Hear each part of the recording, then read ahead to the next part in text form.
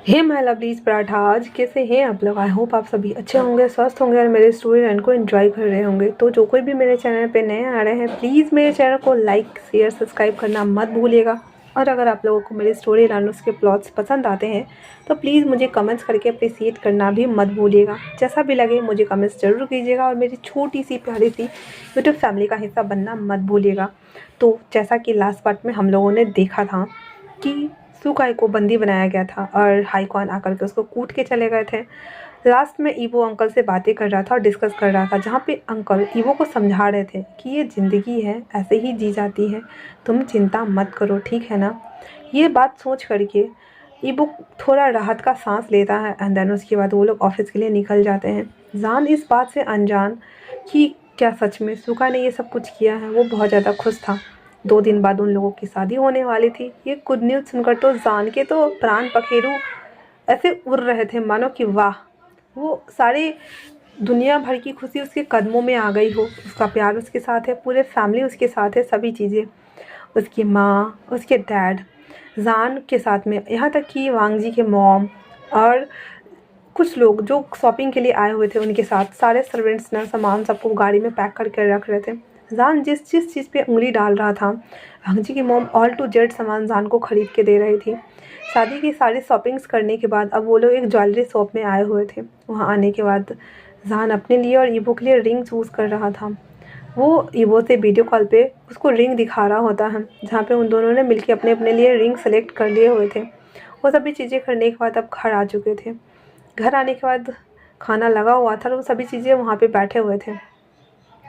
वो सब करने के बाद जान कहता है, मॉम, मम्मा, सच में मेरी शादी हो रही है, मुझे तो यकीन ही नहीं हो रहा है। जान की ऐसी बातें सुन करके उसकी मम्मा को हंसी आ रही थी और उसके सर पे मारते हुए कहती, अब तो बड़े हो जाओ, अब तो तुम्हारी शादी हो रही है और तुम्हारा हस्बैंड ऑफिस भी जाने लगा है, तो थोड़ी मैच्योरिटी दिखाओ। जान कहता है, मम्मा, मैं बड़ा हो जाऊंगा तो फिर बच्चा कौन बचेगा इस घर में। तो फैंसिंग हाथ ऊपर करते हुए कहता है, मैं हूँ ना। हाँ, मेरे बारे में तो कोई सोचता ही नहीं है, ऐसा लगता है कि सब मुझे अनाथ आश्रम से उठा के लाए हैं। जान जब वो सुनता है कहता, ओ मेरा पुअर बच्चा, मैं लूँगा ना तुम्हें गोद, डोंट वरी, यू से माई मामा एंड पापा। ऐसा वो जब बोलता है तो फैंसिंग मुंह बनाते हुए कहता, नो, मेरी मामा और पापा दोनों हैं, मुझे नहीं बोलना तुम्हें। ऐसे करते हुए दोनों नोक झोंक करते हुए खा रहे थे। सभी चीज़ों का अरेंज वांगजी के मैंसन में ही किया जाने वाला था और लॉन में डेस्टिनेशन वेडिंग होने वाली थी, जहाँ पे सभी लोगों को इनविटेशन दे दिया गया हुआ था और डेस्टिनेशन वेडिंग के सेटिंग्स के लिए वहाँ पे सारे सामान उतारे गए थे। फैंसिंग जो कि बहुत ज़्यादा ओवर एक्साइटेड था, वो कहता है, मैं देख के आता हूँ बाहर क्या सामान है। वो जब भाग के आता है तो अचानक से किसी से टकरा जाता है। जैसे वो टकराता है, वो सामने वाला शख्स फैंसिंग को अपनी बाहों में होल्ड कर लेता है और उसकी बॉडी ऐसे उसकी बाहों में लटकी हुई थी। तभी फैंसिंग अपने मन में कहता है, क्या मैं ऊपर पहुंच गया, क्या मैं मर गया हूँ। नो, मेरे हाथ पैरों में दर्द क्यों नहीं हो रहा। और अपनी आंखों को खोलते हुए सामने वालों को देखता है, सामने वाले पर्सन को देखता है। सामने वाला पर्सन भौं चढ़ाते हुए कहता है, अगर तुम्हारा सपना देखना हो गया हो और तुम्हारी विश पूरी हो गई हो किसी के बाहों में गिरने की, तो प्लीज़ हटने का कोशिश करोगे। फैंसिंग बस उसे घूर कर देखते जा रहा था और कहता है, वाह, सो हैंडसम। इतना बोलना हुआ ही था कि सामने वाला शख्स कहता है, एक्सक्यूज़ मी। फैंसिंग अपने डे टीम से बाहर आते हुए कहता है, सॉरी, और वो खड़ा हो जाता है। उसके बाद कहता है, वैसे हाय, आई एम फैंसिंग और मैं इस घर का सबसे छोटा बेटा हूँ। सामने वाला पर्सन कहता है, ओह हाय, आई एम सॉरी टू, मेरा नाम जोचंग है और मैं डेस्टिनेशन वेडिंग कराने का वेडिंग प्लानर हूँ। फैंसिंग उसकी बात सुनते हुए अपनी हैंड को उसकी तरफ बढ़ाते हुए कहता है, वेडिंग प्लानर, वाह, वैसे अच्छा जोड़ी रहेगा, बिजनेसमैन और वेडिंग प्लानर, कूल। इतना बोल करके वो वापस से खो जाता है और जो चैंग अपने सर को ऐसे सेक करता हुआ वहाँ से पास हो जाता है। अब तो एक कुर्सी पर जा कर के जूस लेकर के वो बैठा हुआ था और जो चैंग को जो काम कर रहा था उसको घूर घूर कर देख रहा था। वो कुछ टाइम बाद विंग भी वहाँ आ गया था और उसे ज्वाइन करते हुए कहता है, वैसे क्या देख रहे हो। हाँ, तो फैंसिंग कहता है, उस बंदे को देख रहे हो, और वो जोचिंग की तरफ इशारा करते हुए बोलता है, वो कितना ज़्यादा हैंडसम है, जाके पूछो ना उससे कि वो सिंगल है या मैरिड है। तो विंग कहता, ओ, तो क्या तुम्हें उसे शादी करनी है। फैंसिंग कहता है, हाँ, इतने हैंडसम लड़के से कौन शादी नहीं करनी चाहेगा, बताओ मुझे, खास वो सिंगल ही हो। तो जान कहता है, वो सिंगल ही है और वो मेरे गगा लगते हैं। एक्चुअली में मेरे डैड और उसके डैड फ्रेंड्स हैं ना, तो ऐसे कह सकते हैं कि हम उन्हें जानते हैं। मैं बात करूं और वो सिंगल है, अगर तुम करना चाहो तो तुम करो वरना मैं करके आता हूँ। फैंसिंग तो पहले उछलते हुए कहता क्या वो सिंगल है, oh my God, thank you thank you thank you thank you thank you. फिर वो कहता मैं क्या बात करूँ, मैं जाके क्या बोलूँगा। हाँ तो जान कहता है जो तुम्हारे दिल में है वही बोल दो जा करके। इतना बोल करके वहाँ से वो उठ जाता है और जांग के कान में जाके कुछ बोलता है। जांग जोचंग एक लुक घूर करके फैंसिंग को देखता है, जिसके बाद तो बेचारा फैंसिंग जूस पीते पीते अपना मुंडी घुमा लेता है। भाई ये डेबल लुक लेके देखे क्यों घूम रहा है, मुझे देख रहा है। फिर वो जब तिरछी नज़र से देखता है तो जहाँ विंग और जोचंग दोनों देख रहे थे फैंसिंग को, बेचारा खांसते हुए कहता है क्या वो दोनों मुझे हलाल करने वाले हैं, मैं यहाँ से जाता हूँ। वो नो सेट, इतना बोल करके वहाँ से भाग जाता है। जान कहता है ठीक है तुम काम करो मैं भी जाता हूँ, इतना बोल कर वो चला गया था। अब जोचंग उसे लिटरली ना घूर के देख रहा होता है, क्योंकि वो अपने मेंशन के फ्रंट गेट के पास खड़ा होकर के और इन लोगों को काम करता हुआ देख रहा था। और जोचंग भी उसे नोटिस कर रहा था कि ये कैसे इधर ही देख रहा था। वो फिर काम करना शुरू कर देता है। धीरे धीरे करके सभी वेडिंग्स को वो सेटअप करता जा रहा था, क्योंकि पूरा सभी चीज़ें ओपन रहती है ना, और हर चीज़ बस डेकोरेट की जाती है। वहाँ पे एंट्री के लिए बहुत बड़ा गेट बनाया गया था, जहाँ से उन लोगों की एंट्री होने वाली थी। वो सभी थिंग्स को वो कर रहा था। शाम हो चुकी थी और फैंसिंग पूरा टाइम वो वहीं पे कुर्सी लगा के जमा हुआ था। एंड देन जोचंग को वो घूर के देख रहा था। जोचंग को अब जो कि बहुत ज़्यादा गुस्सा आ रहा था, तो वो वैसे भी अंदर जाना चाहता था और मैम से बात करना चाहता था। इसी वजह से वो मेंशन की तरफ आ रहा था। जब जोचंग देखता है कि वो आ रहा है तो वो चुपचाप से उठ के खड़ा हो जाता है और वहाँ पे ऐसे ना घूमना शुरू कर देता है। जोचंग पहले अंदर आता है और वांगजी के मॉम को ग्रीट करता है। घर में अंकल और उसके मॉम थे। उसे पूरा मेन्यू दिखाता है, खाने का मेन्यू दिखाता है, पोर्टफोलियो चार्ट जितना था वो सभी चीज़ों को दिखा देता और कहता है ऐसे ऐसे प्लान रहेंगे, ऐसे ऐसे वेडिंग्स के सारे सेटिंग्स हैं और ऐसे किया जाएगा। वो सभी चीज़ों को कर रहा था। और वह भी हमारा जो फैंसिंग था वो बाहर ऐसे ही कैट वॉक कर रहा था और चल रहा था और कहता है काफ़ी टाइम हो गया अंदर गए हुए, अभी तक आया क्यों नहीं, क्या कर रहा होगा। ऐसी भी क्या बातें होती हैं जो इतनी लंबी चलती हैं। दोबारा से उसे काम पर नहीं जाना क्या। हाँ मैं तो थक गया, क्या मैं अंदर जाके देखूं। ऐसे आइडिया बुरा नहीं है, मैं अपने घर में किसी को भी देखूं, किसी को क्या पड़ी है। इतना बोल करके वो फैंसिंग जैसे ही अंदर जाने वाला होता है तब तक तो हमारा जो जोचंग है उसका काम हो चुका था। वो बाहर आ रहा था। वो जैसे ही जाता है वैसे ही फैंसिंग भी जा रहा था। दोनों टकरा जाते हैं और दोनों के सर में एक दूसरे से टक्कर हो जाती है। दोनों अपना सर पटकते हुए अलग हो गए थे और कहते हैं ये क्या कर रहे हो तुम। हाँ जोचंग उसको घूर कर देखते हुए कहता है मेरे साथ चलो। इतना बोल करके उसके हैंड को खींचते हुए जाता है और पीछे के साइड पे एक दीवार पर ले जाकर के उसे फेंक देता है। उसके बाद उसके दोनों हैंड्स को पिन करते हुए कहता है तो तुम मुझे लाइक करने लगी हो। हाँ फैंसिंग के नहीं ऐसी बात नहीं है, तुम हैंडसम हो बस इसलिए मैं तुम्हें देख रहा था, तो इसमें कौन सी बड़ी बात हो गई। हाँ जोचंग कहता तो सच में तुम मुझे लाइक नहीं करते हो। फैंसिंग कहता नहीं मुझे छोड़ो प्लीज़, मुझे जाने दो। फैंसिंग उसके करीब बढ़ रहा था और उसके शोल्डर को ऐसे रब कर रहा था। फैंसिंग को ये एहसास अजीब लग रहा था और उसके बॉडी ने ऐसे गूजबम्स आ रहे थे। तो वो कहता है प्लीज़ प्लीज़ मुझे जाने दो। जोचंग उसको छोड़ देता है एंड देन वहाँ से वो चला जाता है। वहीं दूसरी तरफ सीचन बोले हाईकॉन और वांगजी दोनों आ चुके थे और आने के साथ ही वो घर में एंटर करते हैं। जब वो घर में एंटर करते हैं तो देखते हैं कि सभी लोग बैठे हुए थे एंड देन जो कुछ भी शॉपिंग्स हुई थी ना वो सभी चीज़ों का फिर से एक बार चेकआउट कर रहे थे। विंग जान भाग करके जाता है और ईवो को कहता है ईवो देखो ना हमने अपने दोनों के लिए रिंग लिया। वो सीजन भी बैठ जाता है और ईवो भी बैठ जाता है और विंग जान सब कुछ ना एक करके सबको दिखा रहा होता है कि देखो मैंने ये लिया वो लिया। सभी चीज़ों को दिखाने के बाद जान जो कि बहुत ज़्यादा ओवरली एक्साइटेड लग रहा था, सीजन और ईवो दोनों उसको देख रहे होते हैं। उसके बाद वो कहता है अच्छी है, बहुत अच्छी है जान, क्या तुम खुश हो। जान कहता है ऑब्वियसली मैं खुश क्यों नहीं रहूँगा, फाइनली हमारी शादी हो रही है। तो तुम्हें क्या अच्छा नहीं लग रहा। वो कहता है मुझे भी अच्छा लग रहा है। इतना बोल करके वो लोग सभी चीज़ों को वापस से रिपैक करना शुरू करते हैं। जान ने बहुत सारा पिक्चर क्लिक किया हुआ था तो वो हर एक पिक्चर को ना या को भेज चुका था कि ये सारा चीज़ ना हम दोनों ने ऐसे लिया वैसे लिया। और हमारा मेंग या जो कि खुद ही फैशन डिज़ाइनर था, तो वो अपने लिए सूट सेलेक्ट किए हुए था। वो सभी थिंग्स हो जाने के बाद वो बहुत ज़्यादा ओवर एक्साइटेड था। अब अगले दिन, शादी वाले दिन, फिर से वापस से जोजिंग सारे कामों को कर रहा होता है। एंड देन वो जब कर रहा होता है तो फैंसिंग हमारा दोबारा से उसके पास ना ऐसे मतलब उसके पास से क्रॉस कर जाता था। किसी को कुछ देखता था, कभी फूल पत्ती को ठीक करता था, मतलब कि बस पागलों वाली हरकतें कर रहा था ताकि वो किसी भी तरह से जोसेंग का अटेंशन अपनी तरफ कर सके। जोसेंग ये सब नोटिस कर रहा था और देन अवॉइड करते हुए अपना काम कर रहा था।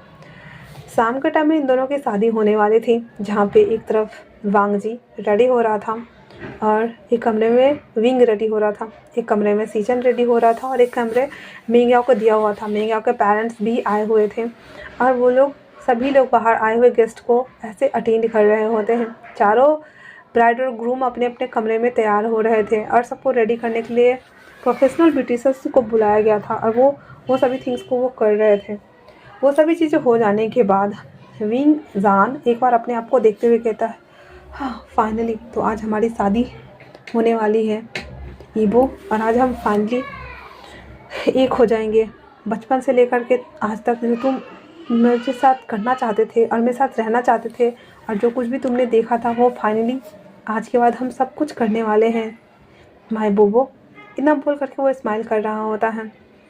उसके बाद थोड़ी देर के लिए उन लोगों को अकेला छोड़ दिया जाता है ना, तो वहीं दूसरी तरफ से सीजन और हाइक्वान और ईबो दोनों स्टेज पे जा चुके थे और वो अपने अपने होने वाले दूल्हे का वेट कर रहे थे।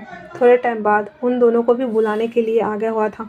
सभी लोग जान की मॉम जान को लेने के लिए आई हुई थी और मेंग्याओ को मेंग्याओ की मॉम, दोनों जो हमारा जान था और मेंग्याओ था वो दोनों एक साथ ही एक एक कमरे से अलग अलग से निकलते हैं बाहर एंड देन एक दूसरे को देखते हैं। उसके बाद कहते हैं, हाँ तो क्या तुम नर्वस हो रहे हो जान? जान जान कहता है, हाँ थोड़ा सा नर्वस हो रहा हूँ। फिर वो अपने मन में कहता है, नर्वे के साथ में मुझे डर भी लग रहा है, पता नहीं क्या ही होगा। इतना बोल करके वो दोनों नीचे उतरते हैं एंड देन वहाँ से उन लोगों को ले जाने के लिए, जो स्टेज तक जाना था ना, तो उन लोगों को ले जाने के लिए बहुत सारे बच्चे आए हुए थे, स्कूल से बुलाए गए थे। तो वो बच्चे आते हैं एंड देन उसकी मॉम, मेंग्याओ की मॉम और जान की मॉम दोनों साइड हो जाती हैं। फिर पहले तो दो बच्चे एक तरफ से मेंग्याओ को और एक तरफ से जान को पकड़ते हैं एंड देन उसके सामने में 3-4 बच्चे थे जिसके हाथ में एक ही रंग के फ्लावर बुके था और वो पहले आगे बच्चे चल रहे थे। फिर दोनों साइड से 2 बच्चे और बीच में मेंग्याओ और जान थे। वो बच्चे सहित वो स्टेज की तरफ धीरे धीरे करके बढ़ रहा था। ड्रोन्स की मदद से पूरा वीडियोग्राफिंग किया जा रहा था। उसके ऊपर परफ्यूम्स और फ्लावर्स छिड़काए जा रहे थे और उसके बाद वो जो स्टेज बना था वो शीशा का बना था जिसके नीचे हम अपनी परछाई को देख सकते थे। वहाँ पे आने के बाद वो रुक जाता है। सीचन, हाइक्वान और ईवो दोनों आगे बढ़ करके मेंगा और जहान के हैंड्स को ग्रैब करते हैं। वो बच्चे ऊपर चढ़ जाते हैं, साथ में सीचन जान सीचन मेंग्याओ को एंड देन हमारा जो ईवो है वो जान को ऊपर करता है। वो बच्चे जितने भी थे वो सामने रखे हुए एक स्टेज के ऊपर वो सारे फ्लावर्स को रख देते हैं एंड देन एक गाना गाना शुरू करते हैं जो कि लव सॉन्ग्स था और ये फैंसिंग ने तैयार किया हुआ था।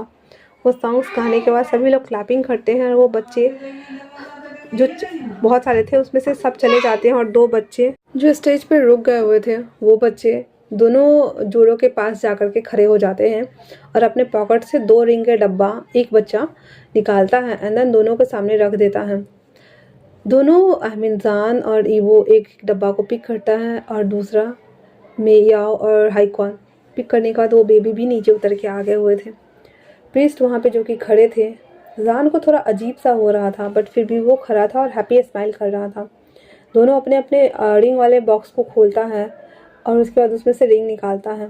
रिंग निकालने के बाद जैसे ही प्रीस्ट सभी चीज़ों को फाइनल करके उसे रिंग पहनाने को बोलते हैं तो हाइक्वान मेयाओ को पहनाता है और याओ हाइक्वान को पहनाता है। वहीं जान ईवो को पहनाता है और ईवो जान को पहनाता है। पहना लेने के बाद जैसे ही वो किस करके इस शादी को लॉक करने वाले होते हैं तभी एक साउंड आती है, ठहरो। ये साउंड सुन करके सभी लोग उस ओर देखते हैं जहाँ पे सुकाई हॉस्पिटल से आया हुआ था। उसके सर पे पट्टी लगी हुई थी उसने वो अभी भी हॉस्पिटल वाले ड्रेस में ही था। वो धीरे धीरे करके स्टेज की तरफ आ रहा था। तो जहान आगे आते हुए कहता है, काई क्या हुआ है तुम्हें, और ये तो तुम ऐसे कैसे कर रहे हो। ईवो उसे रोकते हुए कहता है, जान पीछे आओ। तो जान कहता है, देखो वो काई है ना, हम पीछे कैसे जा सकते हैं। और उसके पास आकर के जैसे मतलब सीढ़ी पर उतरने वाला होता है ना, तो ईवो उसे रोक लेता है और कहता है, यहीं रहो। और वो लोग अभी भी स्टेज पर ही थे लेकिन सीढ़ी पे थे। काय उसके पास धीरे धीरे करके अपने कदमों को बढ़ाता जा रहा था और बढ़ाने के साथ ही उसके सामने आमने खड़ा था। और वो उसकी आंखों में गुस्सा साफ साफ देखा जा सकता था। हाईकॉन जो कि बहुत ज़्यादा गुस्सा हो रहा था, उसके हाथ कसे हुए थे उसको पीटने के लिए। काय कहता है, क्यों, आखिर क्यों यूबो, तुमने ऐसा क्यों किया। हाँ, तुम तुम मुझसे शादी क्यों नहीं कर सकते, मुझसे प्यार क्यों नहीं कर सकते, मेरे साथ क्यों नहीं हो सकते, मेरे लिए क्यों नहीं कर सकते हो, बताओगे मुझे क्यों नहीं कर सकते हो। हाँ, ये वो दोबारा से कहता है, यहाँ पे तुम अगर ये सब करने आए हो तो सिक्योरिटी ले जाओ इसे। इतना बोलना ही था और सिक्योरिटी वाले काय को पकड़ते उससे पहले से काय अपने पॉकेट से नाइफ निकालता और जान के पेट में घोंप देता है। जान जो कि चाकू पकड़े ही सीधे धड़ाम से नीचे बैठ गया था। ईवो उसको होल्ड करते हुए कहता है, जान जान जान please please please please please, बेहोश मत होना, बेहोश मत होना, ठीक है ना, और मरना भी मत। मैं तुम्हारे बिना नहीं रह सकता, मैं तुम्हारे बिना नहीं रह सकता जान जान, मैं तुम्हारे बिना मर जाऊंगा, please please please please please. जान कहता है, हाँ मैं ठीक ठीक हूँ, बट हमारी शादी रह जाएगी ना। मैं कितना खुश था। हंस दुखा चिल्लाते हुए कहता, खुश थे, मैं तुमसे नफरत करता हूँ जान। हमेशा हमेशा तुमने उसके टेंशन को अपने लिए ग्रैब किया है, अटेंशन सीकर का ही का। मैं उसे पसंद करता था पागलों की तरह, और तुमने क्या किया, तुम क्यों आए हम दोनों के बीच में, क्यों क्यों आए थर्ड बिल बनने के लिए, बताओ मुझे, मैं तुम्हें नहीं छोड़ूंगा। ऐसा बोल करके उन्हें अपने लात पैर को भांज रहा था। सुगाई को अब रहा नहीं जा रहा था। वो उसके पास आता और 3-4 पंच बरसाते हुए सिक्योरिटी गार्ड से कहता, लेके जाओ इसे। फिर वो कहता, मैं बाद में देखता हूँ तुम्हें। इतना बोल करके वो जाने ही वाला होता है। तो जान इधर बेहोश होने वाला था। सभी पैनिक करने लगे थे और ईवो चिल्लाते हुए कहता है, जान जान जान जान जान आंखें खोलो, जान जान प्लीज़ आंखें खोलो, जान प्लीज़ प्लीज़ प्लीज़ प्लीज़, मुझे छोड़ के मत जाओ जान प्लीज़। ईवो कहता है दोबारा से, अगर तुम नहीं उठे ना तो मैं भी खुद को हर्ट कर लूँगा। तुमने कहा नहीं था कि हम शादी करने वाले हैं, तुम बहुत खुश थे ना, और हम शादी करेंगे, प्लीज़ प्लीज़ प्लीज़। जान धीरे धीरे करके अपनी आंखों को खोलते हुए हंसते हुए कहता है, हाँ मुझे पता है कि हम शादी करने वाले थे। ईवो उसके लिप्स को कैप्चर करते हुए उसे किस करना शुरू कर देता है। किस करने के बाद कुछ सेकंड बाद दूर होते हुए कहता है, look at me love, look at me, देखो मुझे, मैं तुम्हारे सामने हूँ और हम हॉस्पिटल जाएंगे, सब ठीक हो जाएगा। तब तक एम्बुलेंस आ गई थी। ईवो जान को गोदी में लेता है एंड देन एम्बुलेंस में डालता है। जो नॉर्मल ट्रीटमेंट होता है वो सब करना स्टार्ट हो गया था और जान उसका ट्रीटमेंट चल रहा था। ईवो अपने सर को ऐसे पकड़े हुए उसी के बगल में बैठा हुआ था। उसे हॉस्पिटल लाया जाता है और उसे ओटी में ले जाया जाता है। अंदर उसका ब्लड रोकने के लिए ऑपरेशन चल रहा था सभी चीज़ों को। और जान जैसे अंदर गया, ईवो इधर पैनिक होते हुए इधर से उधर घूम रहा था। तब तक बाकी अदर्स भी गेस्ट को अटेंड करके वहाँ हॉस्पिटल आ चुके थे। वांगजी की मॉम वांगजी को गले लगाते हुए कहती, सब ठीक होगा, मेरा बच्चा इतना कमज़ोर नहीं है कि वो इतनी हिम्मत हार जाए, वो सही होगा सही होगा। ईवो कहता है, मॉम अगर उसे कुछ हुआ ना तो मैं मर जाऊँगा मॉम, मैं नहीं रह सकता। आप जानती है ना मैं उसे कितना प्यार करता हूँ, मैं उसे बचपन से प्यार करता आ रहा हूँ, मैं उसके बिना रहने के बारे में सोच भी नहीं सकता mom, please please please please. उसकी मॉम कहती, हाँ मैं जानती हूँ, मैं जानती हूँ, मैं सब जानती हूँ बाबा, मैं सब जानती हूँ, प्लीज़। इतना बोल करके उसकी माँ उसको सोप कर रही होती है। 2 घंटे बाद ओटी रूम का दरवाज़ा ओपन होता है, डॉक्टर्स बाहर आते हैं। डॉक्टर थोड़ा सैड लग रहे थे तो ईवो उसके पास आते हुए कहते हैं, क्या वो ठीक है। डॉक्टर कहते हैं, हाँ। ईवो की तो दिल की धड़कन बढ़ रही थी और उसकी तो फटके हाथ में आई हुई थी। वो दोबारा से कहते हैं, क्या वो ठीक है। डॉक्टर कहते हैं, हाँ वो ठीक है, खतरे से बाहर है। तब जाकर के सबको सांस में सांस आई थी। कुछ देर बाद सभी चीज़ें को ऑपरेट करने के बाद जान की बॉडी को नॉर्मल वार्ड में शिफ्ट कर दिया जाता है और सभी लोग उसे देखने के लिए आए हुए थे। जान कितना ज़्यादा पेल लग रहा था।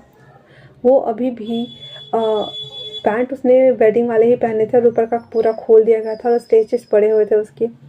ईवो उसे देखते हुए कहता है, नहीं तुम मुझे छोड़ के नहीं जा सकते। हम फाइनली शादी कर चुके हैं जान, आज से हम हस्बैंड एंड हस्बैंड है। तुम कहीं नहीं जा सकते मुझे छोड़ के। मेरे ऊपर जितना अधिकार तुम्हारा है, तुम्हारे ऊपर पूरा अधिकार मेरा है। तुम ऐसे नहीं जा सकते हो मुझे छोड़ के, समझे ना। और उसके पास वो बैठा हुआ था, सभी लोग उसे सांत्वना दे रहे थे और सभी को समझा रहे थे।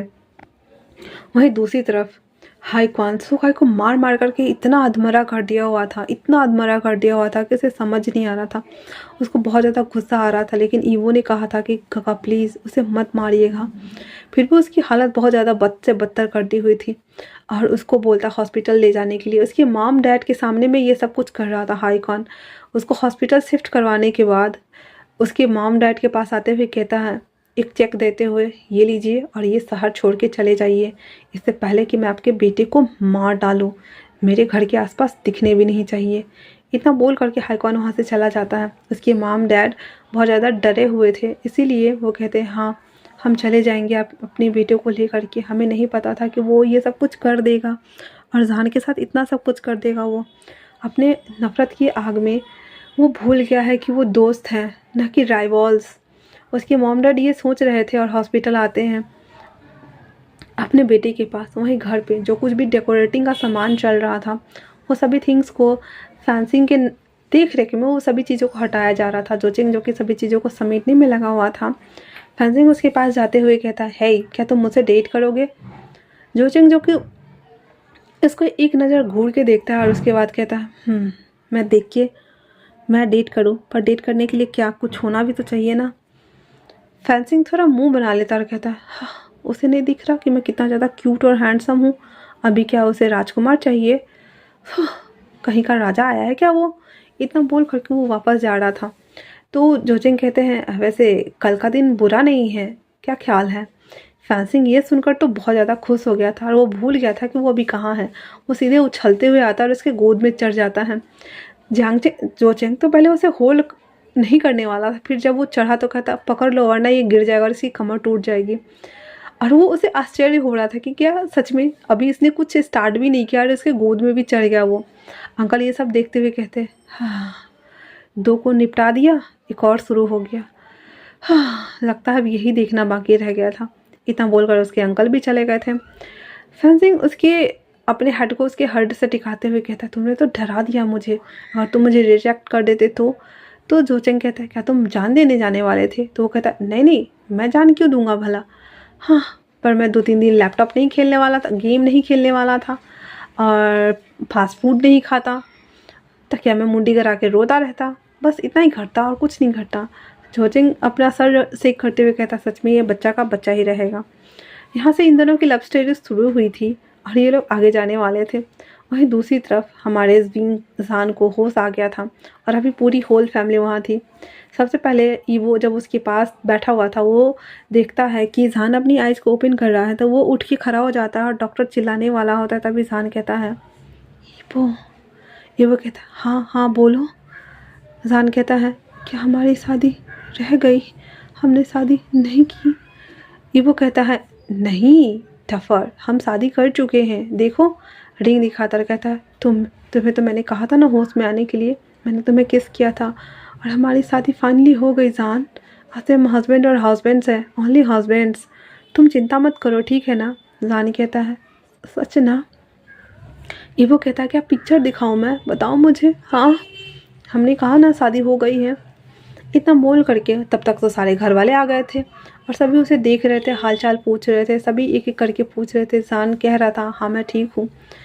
और उसकी माँ बताती है कि तुम दोनों की फाइनली शादी हो गई है, बड़ी अच्छी वाली शादी हुई है। ऐसे कौन प्यार करता है? तुम्हारा हस्बैंड तो सच में तुम्हें बहुत चाहता है जान। जान जो कि थोड़ा सा शर्मा रहा था। सभी लोग के मिलने हो जाने के बाद में हाईकॉन और याओ आते हैं। याओ आता है और जान को ऐसे फोरहेड पे ये कर रहा होता है, कहता है, रेस्ट करो, तुम्हें काम भी तो करना है मेरे साथ ना, क्या तुम मेरे साथ काम नहीं करने वाले? जान मुंह बनाते हुए कहता है, मुझे करना तो है, पर देखिए ना मेरी हालत। तो याओ कहता है, कोई नहीं, जब तुम ठीक हो जाओगे तब हम काम करेंगे, ठीक है ना? जान कहता है, यस गग्गा, मैं वेट करूँगा। उसके बाद हाईकॉन वहाँ बैठे हुए थे, सभी लोग बैठे हुए थे। वो एकदम अचानक से पूछता है, गग्गा क्या वो मर गया? हाईकॉन कहता है, नहीं, तुमने मना किया था ना, फिर मैं उसे कैसे मार सकता हूँ। हाँ, ईवो कहता है इतना बोलकर वो चुप हो जाता है। वो जान की तरफ देख रहे थे तो जान कहता है गगा आप लोगों को पहले से ही पता था ये सब। हाईकॉन कहते हैं पर ईवो ने मना किया था क्योंकि वो तुम्हें हर्ट नहीं करना चाहता था माय बनी, तुम उसे बुरा मत समझना, ठीक है ना। जान कहता है यस गगा। फिर वो थोड़ी देर और बातें करते हैं वो लोग। उसके बाद हाईकॉन और याओ भी उस कमरे से चले गए थे। जान जो कि अभी ओनली फॉर ईवो को घूर के देख रहा होता है, उसके जवाबों का वेट कर रहा होता है। वो बस देख रहा होता है, जब देखता है ईवो की वो जान उसे ही देख रहा है तो कहता है क्या हुआ है तुम्हें। जान कहता है क्या तुम कुछ कहना नहीं चाहोगे। ईवो कहता है मैं बस तुम्हें परेशान नहीं करना चाहता, मैं बटरफ्लाई, क्योंकि मैं तुम्हारे सामने बस खुशियाँ देखना चाहता हूँ, खुशियाँ लाना चाहता हूँ, ना कि तुम्हारे आंखों में आंसू। आज से हम अपने जीवन की नई शुरुआत करेंगे और वो सभी थिंग्स करूँगा जो मैंने सोचा था। आज से हम हैप्पी और हैप्पी रहेंगे माय बनी। इतना बोल करके वो अपना हेड जान के फोरहेड से टिका लेता है, उसके नोच पे किस करता है, उसके चिक्स पे किस करता है, उसके फोरहेड पे किस करता है, उसके लिप पे किस करता है और कहता है हमारी शादी हो गई तो क्या हमें अपनी शादीशुदा लाइफ को नए सिरे से स्टार्ट करने का कोई हक नहीं है। मैंने चाहता कि कोई भी क्लटर हमारे नए लाइफ में आए, इसीलिए मैंने कहा कि उसे छोड़ देने के लिए। क्या मैंने गलत किया। जान कहता है नहीं, वो हमारा दोस्त था ना कि लव राइवल्स। वो हालात की वजह से ऐसा बन गया, मुझे कोई दिक्कत नहीं है। ईवो इतना बोलकर वो चुप हो जाता है। ईवो कहता है ठीक है। वो जान के हाथों को अपने हाथों में लेते हुए कहता है हे तो आज से हम फाइनली हस्बैंड्स हुए ना। जान कहता है फाइनली। और उसके बाद बाहर से सभी लोग ये मंजर को देख रहे थे और कहते हैं हाँ फाइनली दोनों बच्चे मेरे सही सलामत हैं और बहुत अच्छे हैं। तो ये लास्ट पार्ट आप लोगों को कैसा लगा मुझे कमेंट्स करके ज़रूर बताइएगा। यहीं पे ये फ़ैन फिक्सन स्टॉप होता है एंड देन हम नए फ़ैन फिक्सन में मिलेंगे जैसा भी लगा हो। और अगर आप लोगों को स्पेशल पार्ट चाहिए तो उसके लिए आप लोग बोल सकते हो, ठीक है ना। तब तक के लिए थैंक्स फॉर वॉचिंग।